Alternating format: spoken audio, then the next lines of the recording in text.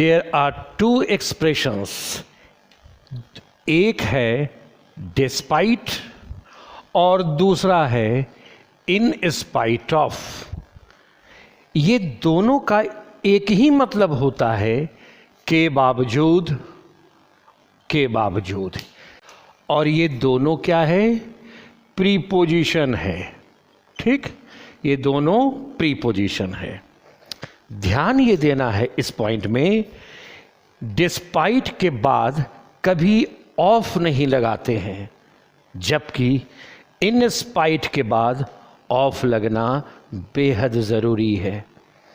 जैसे एक एग्जाम्पल में देखो, ये एक क्वेश्चन है, I helped him in the nick of time despite of my poor financial condition. In the nick of time का मतलब एन मौके पर, मैं एन मौके पर उसकी मदद किया अपनी खराब आर्थिक स्थिति के बावजूद, यानी के बावजूद के लिए यहाँ डिस्पाइट ऑफ लगा है। दिस इज रॉन्ग, डिस्पाइट के साथ ऑफ लगाते ही नहीं है। क्या यहाँ पर होना चाहिए? यहाँ पे होना चाहिए डिस्पाइट, सिर्फ डिस्पाइट ये होना चाहिए। अगर इन स्पाइट लिखना हो तो उस भी लिख सकते हैं, ये तब इन स्पाइट ऑफ करें, यानी डिस्पाइट ऑफ की जगह या तो सिर्फ डिस्पाइट लिखें या फिर इन स्पाइट ऑफ लिखें। यही ध्यान देना है। Now point number 5, look at these words. इन शब्दों पर ध्यान दें।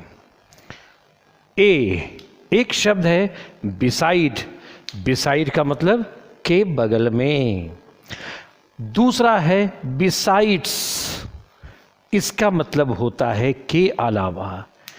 It means both the words sound alike but they give different meaning, they give different meaning. एक बिसाइड का मतलब के बगल में, बिसाइड्स का मतलब के अलावा।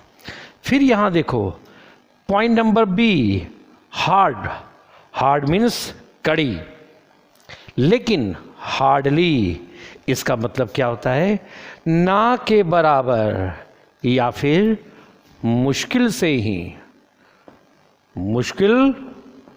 मुश्किल से। फिर देखो पॉइंट नंबर सी, बिकॉज, इसका मतलब एवरीबडी नोज, क्योंकि। और दूसरा है बिकॉज ऑफ। तो बिकॉज ऑफ जब हो गया तो मतलब क्या देता है? के कारण। याद रखना, बिकॉज मतलब क्योंकि, यह एक कंजंक्शन है। बिकॉज ऑफ इसका मतलब के कारण, यह एक प्रीपोजिशन है। ठीक, ये बात क्यों बता रहे हैं प्रीपोजिशन है या कंजंक्शन है? हमेशा याद रखना, प्रीपोजिशन के बाद कुछ शब्द आता है, सम वर्ड्स, लेकिन कंजंक्शन के बाद एक क्लाउज आता है। ये अच्छे से आगे समझा देंगे, आगे पॉइंट आना है। तो कोई भी प्रीपोजिशन हो उसके बाद क्या आएगा? कुछ शब्द आएगा, सम वर्ड्स। वाक्य नहीं आ सकता है, क्लाउज नहीं आ सकता है, इसलिए बता रहे हैं क्लाउज या प्रीपोजिशन या कंजंक्शन। तो ये तो हुआ बिकॉज का मतलब क्योंकि, बिकॉज ऑफ का मतलब के कारण। नाउ पॉइंट नंबर डी, एक है इन शॉर्ट। इन शॉर्ट का मतलब संक्षेप में, इन ब्रीफ, इन टर्स। और शॉर्टली इसका मतलब होता है निकट भविष्य में, यानी जिसको आप कहते हैं इन नियर फ्यूचर। अब देखो पॉइंट नंबर ई। पॉइंट नंबर ई सेज लेट मीन्स विलंब, विलंब यानी देर। और लेटली इसका मतलब हाल ही में। पॉइंट नंबर एफ, लाइक का मतलब पसंद करना। ये तो वर्ब है, काम होने का बोध हो रहा है, वर्ब होगा। और लाइकली ये क्या है? संभवतः, संभवतः मतलब संभावित रूप से, पॉसिबिलिटी बताने वाला शब्द। ये भी क्या है? एक एडजेक्टिव है।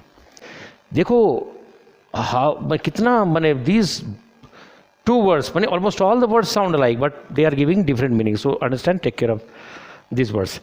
So you please have a bird's eye view of all these words. You will find that this set of words sounds alike, but they are giving different meanings. So as per requirement, you should use this. एक example से इसे समझो। Sentence एक हुआ, एक question आया, ऐसा कुछ सेंटेंस। अब आपको once again we have to understand the meaning of English sentence. English sentence का हिंदी समझना है, तो उस सेंटेंस को समझकर कॉन्टेक्स्ट को समझिए कि आपको क्या चाहिए। यहाँ लिखा हुआ है बिसाइड। अब आपको make sure whether you need beside और बिसाइड्स। आप इस बात को तय कर ले, आपको बिसाइड चाहिए या बिसाइड्स चाहिए। चलिए, बिसाइड का मतलब बगल में। सभी विद्यार्थियों के बगल में उनके माता पिता भी फंक्शन में उपस्थित थे, तो बगल में क्या उसके अलावे ना, तो यहाँ पर गलत हो जाएगा। इसको क्या करेंगे, बिसाइड्स। ठीक, एक और अच्छा एग्जाम्पल लो। He works hardly to succeed in life. तो आप देखिए क्या कहना चाह रहा है कि वह जीवन में सफल होने के लिए हार्डली काम करता है। तो हार्डली काम मतलब, हार्डली का मतलब ना के बराबर, मुश्किल से। तो मुश्किल से ना के बराबर काम करेगा तो सक्सेस कैसे होगा, सफल कैसे होगा। सो इस पोर्शन को क्या बनाइए, hard. He works hard to succeed in life. So in this एक क्वेश्चन है कि the bank is to open a new branch in this area,